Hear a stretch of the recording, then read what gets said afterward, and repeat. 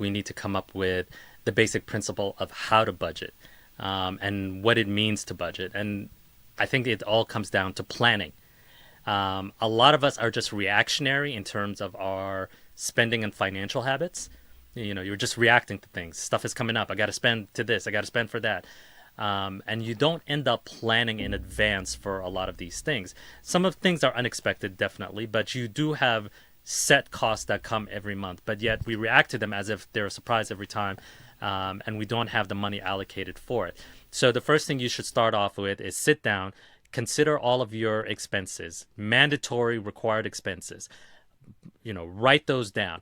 Figure out how much each one of those costs and allocate the amount of money from your income that should go to each one of those expenses. Then, from what remains after that, allocate some money to your general savings. And it could be a emergency fund or it could be savings for a specific purpose. I would recommend for emergency fund first, have a set number in mind for how much you need for an emergency fund.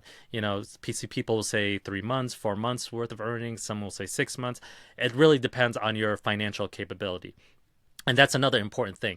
Don't base your budget on what someone else has told you or what someone else is capable of doing, because everyone's financial situation is different.